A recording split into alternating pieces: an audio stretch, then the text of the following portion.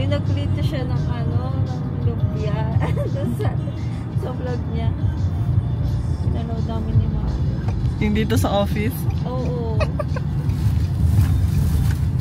Dapat ilagay mo din dahil kaya nga na dadalawang isip niya ako.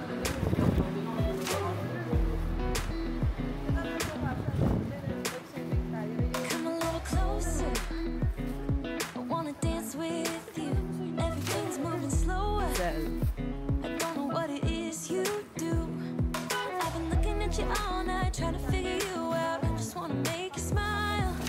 Hold your hand in my hand, looking at the sunset. Man, you're looking good tonight. I wanna kiss you before the sun goes down. It's what you're doing, making me feel like I'm falling. And when you're moving, I can hear my calling. There's no one else here that I see but you. It's what you're doing that's making me feel like I'm falling. Yeah, I'm falling in love. Falling in love. Hi guys! Welcome to another vlog. It's good morning. O diba, ang sipag ko na ngayon mag-video kasi naman guys, finally, diba, kinukwento ko nga na parang kailangan ko nang mag-double time sa paggawa ng vlogs. Hindi naman sa kasi pero nakaka-inspire lang ngayon na gumawa ng vlogs. Because, yun nga, sa bago nating milestone, alam kong nag-gets niya kung ano yun. So, kaya naman, dinala ko kayo ulit dito sa office. Like a typical day lang ng life ko. So, ayun. So, ayun guys. I'm planning kasi, alam mo, pinaplano ko kasi na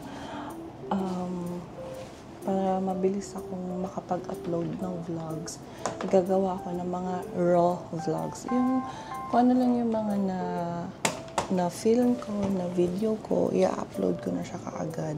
Like, may edit pa din, pero minimal editing na lang para mas mabilis ako makapag-upload kasi that's my problem talaga guys, kung bakit ako na parang naaabutan ng katamaran.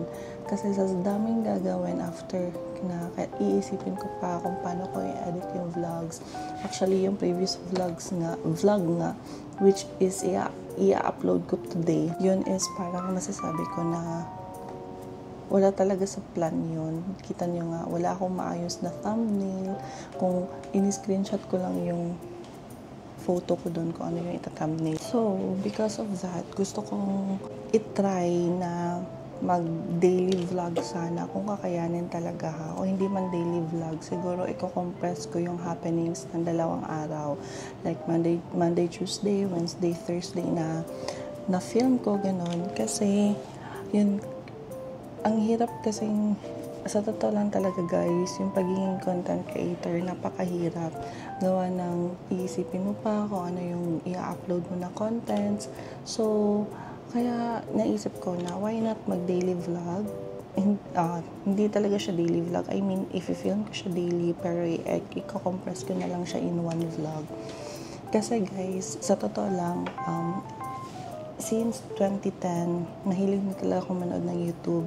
And then, by mga 2015 ata yun, kung baka meron sa inyo nagfa-follow o nagsusubscribe din sa kanila, yung channel ni It's Judy's Life, ito po siya guys. Pinapanood ko na po siya dati pa, since 2015, actually hindi lang ako. When we came across one particular video of the twins, video ng toddlers na si Mia and Kira. So, nagustuhan ko yun siya, guys. Kaya naman, since then, nakasubscribe na kami sa kanila. Tapos, noong 2017, nang pumunta yung Travis family sa Philippines because they are based in USA. So, nung pumunta sila sa Philippines, guys, may meet and greet sila dun sa SM Aura sa Manila. So, as in, pumunta talaga kami ng asawa ko para lang ma-meet sila. And that was, the first ever na meet and greet na napuntahan namin. And it's very satisfying. alam nyo, yung vlogs nila is daily vlogs lang talaga, guys. Whatever happens to their family during the day, yun lang yung dinadocument nila. And I came to the point na thinking na why not do it also, kasi it's not just for the views, alam mo yung it's for the memories. Parang ngayon nga, kahit ilang years na ako nakasubaybay sa Travis family, parang binabalik-balikan ko pa rin yung mga videos nila kasi nakakatuwa talaga. I-reminisce yung videos nila, lalo na yung bata, toddlers pa lang si Mia and Kira, si JB. Tapos ngayon, may bago na naman silang kid and toddler na si Leah May, and si Bella. So, ayun guys. What do you think? Gusto niyo ba na magganan muna tayo, mag-raw vlogs? Alam mo yun, yung mga simple lang. One example of that is yung kaka-upload ko lang na video, yung milestone vlog ko. Kasi kung ganun, feeling ko mapapabilis yung mga uploads ko, guys. So, pero meron din naman tayong mga ibang videos pa na hindi lang related sa daily vlogging na i-upload din natin. Meron din dyan yung mga book review, yung mga staycation namin, so everything. Pero gusto ko lang din i-incorporate sa channel na to yung parang magdi-daily vlog din ako. So guys, what do you think? Gagawin ko ba yon or what? Suggest po kayo. And also, if may mga contents kayo na gusto namin gawin, feel free to, you know, drop your suggestions in the comment section below.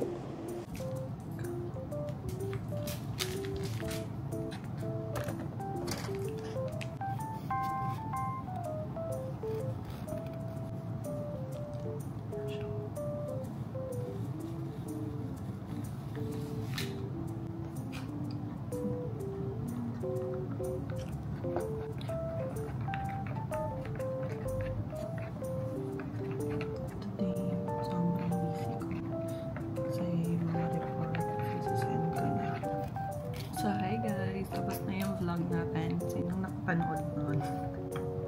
Nagulat nga. Gulat ba kayo? Sobrang short lang. Sobrang ikli nung vlog. Not the usual na tag-iilang minutes. Kasi, yun nga guys. Konti lang yun na film, of course. For anyways, ayun. So, ayun guys, kakatapos lang ng vlog natin. Maraming salamat sa nanood during the live streaming. Ayun, nakachat ko kayo doon. And, I know, short lang yung vlog, diba? Not the usual vlog na sobrang tagal natin matapos. Kasi nga, as what I said earlier, yun yung mga pinaplano ko. Gusto ko na, alam mo yun, i-try yung daily vlog. Let me know guys kung okay ba yung ganun sa inyo. Kasi, pag ganun is mabilis siguro ako makapag-upload kasi madali lang siyang i-edit. Or kung gusto niyo yung the usual natin, siguro it will take time. But I will see to it naman na makakapag-upload ako at least once a week. So let me know in the comment section kung nagustuhan niyo yung ganun. And na-late pala ako kanina kasi nagtitingin ako ng pwede kong kainin for today's lunch. Kasi nagugutom ako guys. Ano lang ba kinain ko kagabi? Parang gulay lang, ganun. Pero gutom ako kasi iinom ako ng vitamins as mentioned in the previous vlog, yung Usana na multivitamins. Sobrang ganda niya talaga. And dati, way back 2013 or 2012, nag-Usana ako guys. And hindi ko lang siya na-focus talaga kasi yun nga, nakahanap na ako ng work kasi fresh graduate ako noon. And then, as in sobrang ganda niya, pati yung parents ko, nagtitake din noon. Hindi lang yung essentials, yung products nila, napakadami guys na kung anong gusto mong focus, like meron for bone health, meron for the heart, meron for the liver, meron din fish oil, kaya meron din essentials for kids. As in sobrang dami yung products ngayon. So depende sa inyo kung ano yung iti-take nyo. Dati na-try ko talaga na lahat ng vitamins na Usana is tinitake ko siya daily. Kaso nga lang, pag iti-take ko siya daily, parang I think I have to allot like mga almost 10,000 per month, or hindi naman, siguro mga 6,000 to 7,000 per month. Ganun kasi siya kamahal. Imagine, yung pinakita ko kahapon na pair ng essentials is nasa 3,000 pesos yun, guys. Pero the quality and the, it's very giving naman.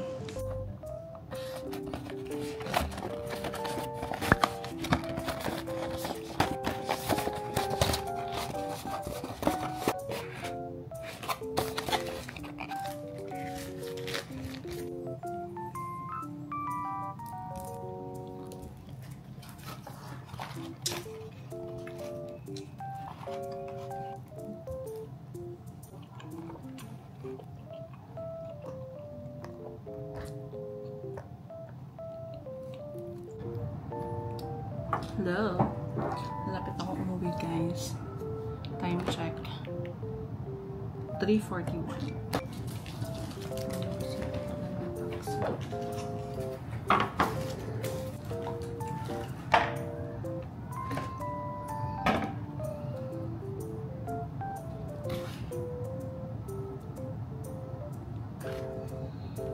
Pamalakasan natin yung lipstick.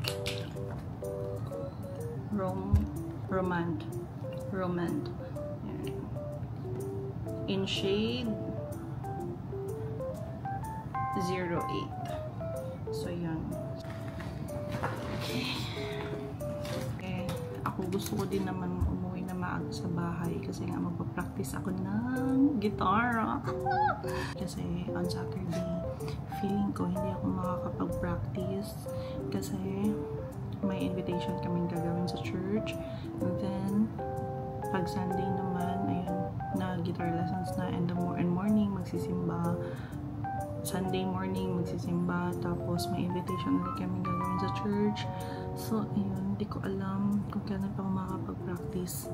So, tomorrow, Wednesday na. Mag-film pa ako ng book review. Tapos, kailangan ko mag-allot ng time para mag-edit. Kasi goal ko nga, diba? Goal ko talaga na makapag-upload ng vlogs. At least 3 vlogs for this week. Oh my gosh. Sana kaya ng powers natin, guys. Anyways, I will check kung gano'ng kainit ngayon. Kasi feeling ko sobrang init talaga. So, currently, 38 degrees Celsius yung init sa labas. So, ayan 38. Tapos, 38 degrees. Tapos, it feels like 40 degrees. Yung sunset is 6:58 p.m. Tapos, yung humidity level is 44%. So, yun lang. So, I will update you later, guys.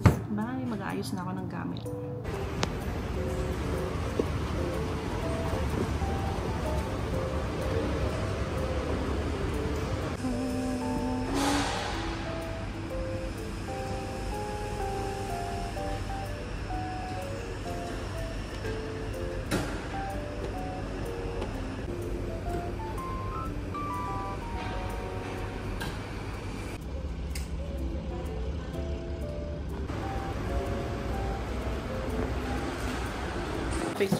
Hello! Let's eat, guys! Asan yung ano ko? Porata. Bigay mo na kay Chess. Let's eat porata. Porata or parata? So, ganito siya. Parang pita bread. Nilagyan ng chicken. Tapos sa loob may fries. Ketchup. Alam mo, Day, di ba? O, baka hindi talaga tayo nilipat. Let's eat, Chess. Say hi, Buntis. Hello. Feeling ko ang payat ko na. Charot. Ano? Dahil feeling ko maano ko, Day. Baka maresetahan ako. Oh. Kasi nagsabi na ako eh. Sa akin wala talaga. Wala pa kasi yung check-up dun sa ano eh. Done with lunch. I-request ko mong jaro. Hi guys. Aren't just political structures. There are spiritual forces designed to shape them, whisper to them, and manipulate what happens. That's scripture. Paul talks about this exact kind of thing in Ephesians. Sobrang busy ko kanina, guys. Kaya napansin niyo yung vlog ko. Hindi ako masyadong nagsasalita. Si VC ang person. So, wait lang. Naririnig niyo ba ako? Ephesians 6:12. So, ayun na. Sobrang busy kanina. And actually, Guys, hindi ko alam kung mag-film na ba ako ng book review kasi dapat diretso ako ng mall ngayon. The problem is, ang init-init sa labas, guys. Hindi ko kaya sabi ko, tutuloy ba tayo ng mall or bahay na lang? Kasi dapat bibili na kasi ako ng mga pandagdag sa balikbayan box.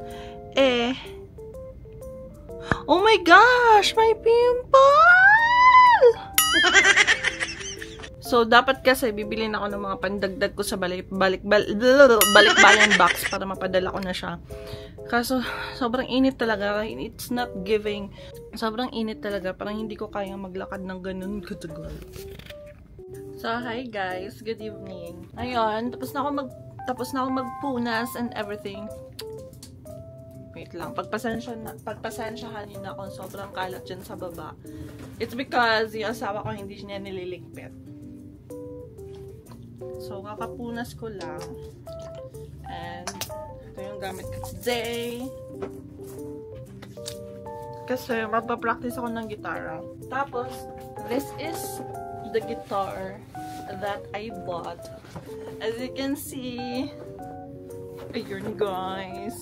This is a Taylor guitar. So, I bought the Academy 10E.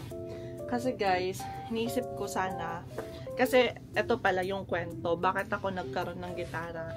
Kasi yung chapter namin, meron silang initiative na kung sino yung gustong matutong mag-gitara, tuturuan nila. Kasi may yun sa community namin, yun sa CFC, sa chapter namin. Madaming marunong mag-gitara, guys. So, sobrang nakakatuwa na meron silang ganung initiative na turuan yung mga willing matutong mag-gitara. As in, guys, na from beginner hanggang kung intermediate level, kahit anong level, tuturuan nila. Kahit first time mong humawak ng gitara. So, for me, wala kasi akong gitara dito sa abroad. So, nahihiya kasi akong manghiram sa mga kakilala ko ng gitara. Kasi, what if masira ko siya? So, parang madodoble yung gastos ko. Gagastos ako para sa gitarang nasira ko, tapos bibili pa ako ng akin. So, kaya naman, bumili na lang ako ng sarili kong gitara. And, shout out to Joyce, kasi siya yung nagsuggest sa akin na yung Taylor guitar nga yung bilhin ko, kasi yun daw yung magandang tunog. And naniniwala ako sa kanya, guys, kasi nung first na guitar lesson namin, parang yung mga kasama ko doon, yung mga bro and sis ko doon, parang na-amaze sila kasi Taylor guitar nga. Sa ako naman personally, wala akong alam talaga sa gitara kung ano yung magandang brand or what not. So ayun, and before I bought this one, I was really researching kung ano yung magandang gitara. Nanonood ako ng mga TikToks. I mean, ano yung magandang Taylor na guitar. So, nanonood ako ng mga TikTok videos na kung ano yung sinasuggest nila na best for beginner. So, ito yung, actually, yung napanood ko nga, yung mostly sinasuggest nila is yung BT1. Maliit lang kasi siya.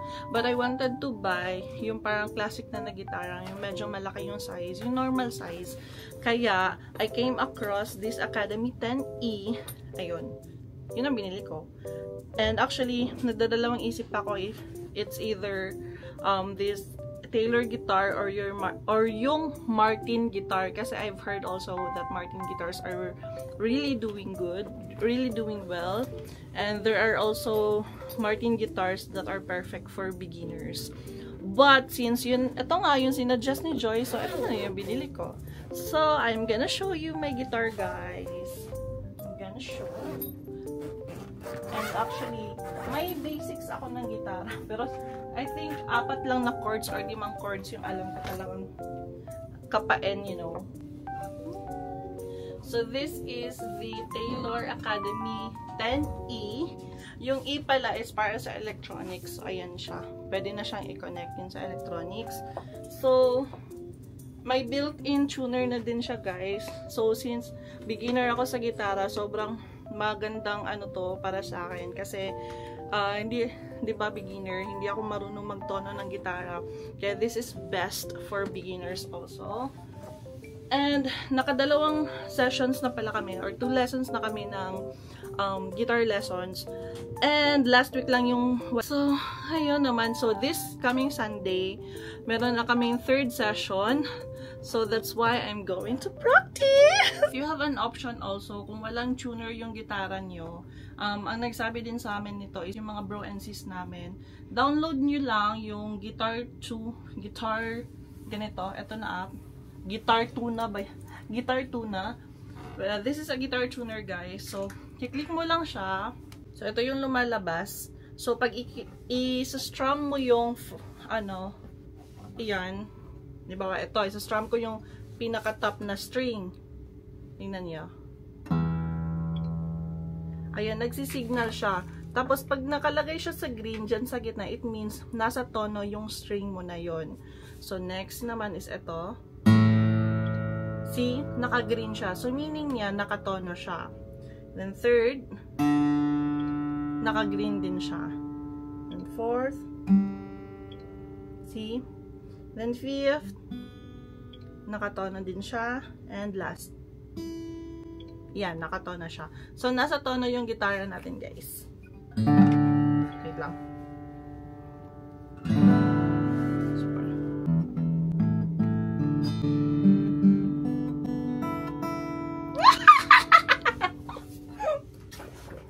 So, sobrang beginner. Wait lang, guys. Kukunin ko yung string. Ay, yung you call that? Pick. Sobrang beginner ka talaga dito, guys. And hindi nga ako nakabili ng pick. Tapos si Sis Dia, nung first session namin, binigyan niya ako. So, ito yung ginagamit ko na pick today.